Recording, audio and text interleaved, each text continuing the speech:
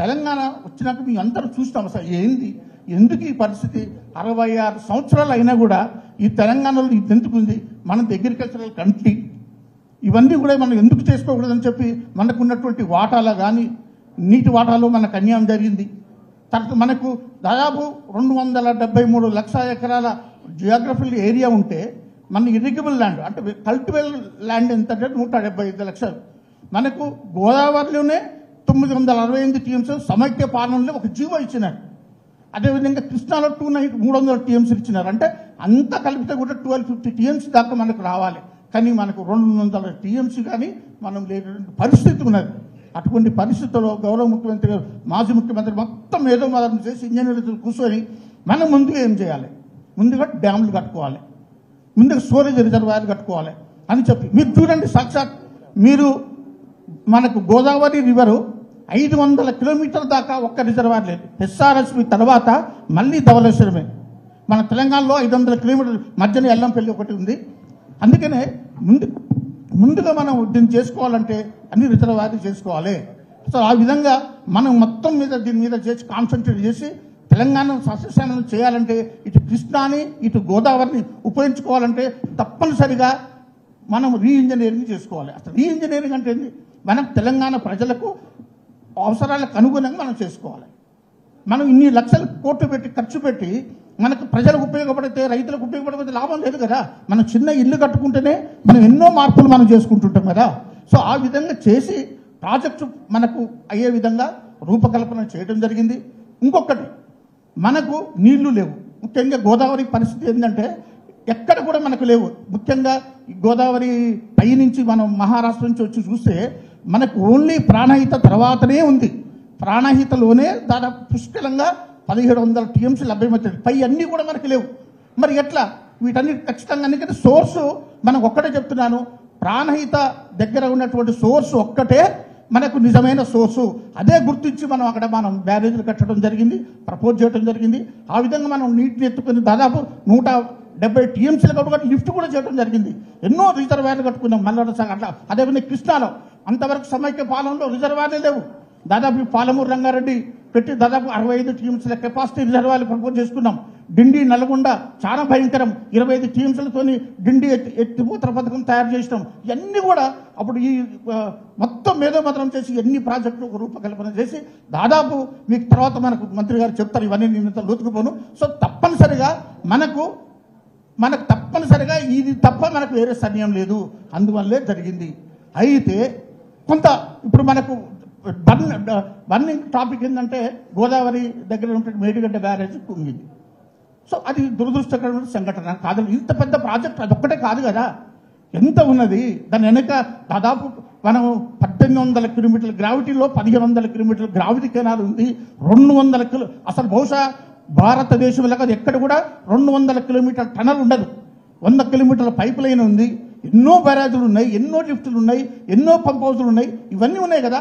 అక్కడ జరిగిన దాన్ని కొంత మన దురదృష్టకరమైనప్పటికీ కూడా కొంచెం చేయాల్సి ఉండే. అది 23 అక్టోబర్ జరిగినటువంటి ఇన్సిడెంట్. అది మనం ఇంతవరకు దాదాపు 3-4 సీజన్లు అయిపోయినాయి. రైతులందరూ కూడా ఇప్పటికే దాని ఎఫెక్ట్ కనబడుతుంది. ప్రభుత్వం చేయాల్సి ఉండే, ఇమీడియట్గా రెక్టిఫై చేయాల్సి ఉండే. కానీ ఎన్డీఎస్ఏ కూడా పక్షపాతంగా కేంద్ర ప్రభుత్వం కూడా కావాలనే వీళ్ళు డిలేట్ చేస్తున్నారు. సో ఇందుకనే చూడండి, ఇప్పుడు మొన్న జరిగింది ఒకటి శ్రీశైలం మన ఎస్ఎల్బీసీలో ఇన్సిడెంట్ జరిగింది. కాదనం, ప్రయత్న లోపం ఏం లేదు, అందరు ఎక్స్పర్ట్స్ పిలిపించి చేస్తారు. మరి అదే అక్కడ కూడా చేసి ఉంటే ఈ రోజున 8 మంది చనిపోయారు. రేపు ఏం జరుగుతుందో కూడా చెప్పలేము, ఎంతమంది రైతులు ఆత్మహత్య చేసుకుంటారో కూడా చెప్పలేము. అటువంటి పరిస్థితి రాబోతున్నది. అది గుర్తుంచుకొని ఇమీడియట్గా రెక్టిఫై చేసి కనీసం టెంపరీగా రికమెండ్ చేసి మనం పంపులు కనుక రన్ చేసుకుంటే తెలంగాణ ప్రజలు, ముఖ్యంగా ఎస్ఆర్ఎస్పి స్టేజ్ 2 మనం గౌరవ మాజీ మంత్రి వల్ల ఏరియా నీళ్ళే రావు. ఇప్పుడు మంత్రి గారు నీళ్ళే రావు. ఎట్టి పరిస్థితుల్లో దాన్ని రెస్టోర్ చేసుకోవాల్సిందే, చేయాల్సిందే. ఇంకా ఒకటి, ఇప్పుడు నీళ్లు అనేసరికి ఇప్పుడు మనం నీళ్లు నిధులు నియామకాలు అన్నాం కదా. ఇప్పుడు ఈ రోజు నిజంగా సెమినార్ కరెక్ట్ పెట్టారు నరసింహరెడ్డి గారు. అంటే ఇది ఎప్పుడో మనం తెలంగాణ ఉద్యమం కోసం చేసింది, కానీ మళ్ళీ వచ్చింది. అందులో నిధులు అనేది మన చేతుల్లో వచ్చింది, నో ప్రాబ్లం. నిధుల దోపిడీ మన దగ్గరే, ఎందుకంటే మన నిధులు నియామకాలు జరుగుతున్నాయి, అప్పుడు జరుగుతున్నాయి, ఇప్పుడు జరుగుతున్నాయి. కానీ నీళ్ల దోపిడీ మళ్ళీ స్టార్ట్ అయింది. అందుకనే మళ్ళొకసారి మనం తెలంగాణ కోసం మీరు అందరు యువకులు అందరం కూడా మనం ఎడ్యుకేట్ చేసి ఈ నీళ్ల కోసం నీళ్ల దోపిడీ మళ్ళీ వేరే రూపంలో జరుగుతున్నది. దీనికి కొన్ని ఉదాహరణలు చెప్తా, మచ్చుతునకలు చెప్తా. ఎందుకంటే పోతిరెడ్డిపాడు మీ అందరికీ చాలా మందికి తెలుసు, అందరూ మీరు విద్యావంతులు కదా. పోతిరెడ్డిపాడు మనకి ఏం చెప్పినారంటే అప్పుడు చెన్నై మంచినీటి కోసం అని చెప్పి కేవలం 1500 కుసెక్స్ తీసుకుపోవాలి, అది లైన్డ్ కెనాల్లో తీసుకుపోవాలి, ఎలాంటి దానికి కూడా మనం ఉపయోగించుకోకూడదని చెప్పినటువంటి పోతిరెడ్డిపాడు ఏమైందంటే 77 తర్వాత 2006లో 10 గేట్లు పెట్టినారు. అప్పుడు 4 పెట్టినారు, 10 అయినాయి. 10 పాత 14 ఉన్నాయి. ఇప్పుడు దాని నుంచి 40,000 క్యూసెక్స్ పోతున్నాయి. ఇప్పుడు పరిస్థితి ఏంటంటే రాయలసీమ లిఫ్ట్ ఇరిగేషన్ స్కీమ్ అని జగన్మోహన్ రెడ్డి ఒకటి 5-5-20 ఒకటి Rayalaseema lift irrigation scheme 2 TMC లేపుతున్నాడు. అంటే టోటల్గా రోజు ఒక జూరాల ప్రాజెక్ట్ అంతా కెపాసిటీ అంతా వేరే బేసిన్కి తీసుకుపోతున్నాడు. అది అయిపోయింది. కానీ ఇప్పుడు చంద్రబాబు గారు వచ్చినారు. ఇప్పుడు బర్నింగ్ టాపిక్ ఏంటంటే మీ అందరికీ తెలుసు, గోదావరి బనకచర్ల. ఈరోజు పేపర్లో వచ్చింది, అన్నగారు 200 TMCని తీసుకుంటా అని చెప్పి అంటున్నాడు. ఖచ్చితంగా తీసుకుంటాడండి, అందులో డౌటే లేదు చంద్రబాబుకు. ఎందుకంటే చిన్నప్పుడు మనం ఊళ్ళల్లో మనకు సామెత, మైల పకీరు ప్రాణము చిలకలో ఉన్నట్టు మన మోడీ గారి ప్రాణం అంతా ఆయన చేతిలో ఉంది. ఏది అంటే అది వస్తుంది. తప్పనిసరిగా ఈ బనకచర్ల రెగ్యులేటర్ శాంక్షన్ చేసుకుంటాడు. మొత్తం గోదావరి నీళ్ళు మరి అది కాదు, మనకు గోదావరిలో ఉన్నటువంటి మనకు ఇవ్వాలి కదా, మన ప్రాజెక్టులు పెండింగ్ పెడుతున్నావు కదా, కృష్ణాలో మనకు రావాలి కదా, మనకు న్యాయంగా 575 TMCలు రావాలి, 200-300 TMCలు ఇచ్చినారు. మరి ఇప్పుడు చెప్పు, మరి ఎస్ నేను తీసుకుంటున్నాను, నిజంగా వాళ్ళకు లెజిటిమేట్ రైట్ ప్రకారం ఈ రోజున ఇరిగేషన్ మహబూబ్ నగర్లో తెలంగాణలో పెరిగింది, వాళ్ళకు ఇప్పుడు వ్యవసాయానికి భూములు వచ్చినాయి కాబట్టి మీరు ఇవ్వాలని చెప్పి ఇవ్వండి. కానీ ఇవ్వరే.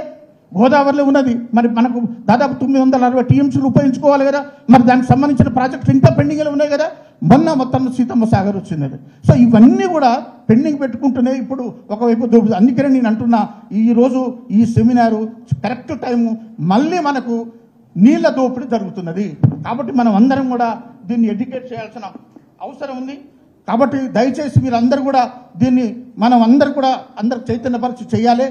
దీన్ని మనం అరికట్టి మన గోదావరి జలాన్ని, కృష్ణా జలాన్ని సమర్థంగా మనం తెచ్చుకోవాలని చెప్పి కోరుతూ నాకు ఈ అవకాశం మీ అందరూ కూడా మరొకసారి ధన్యవాదాలు. జై తెలంగాణ.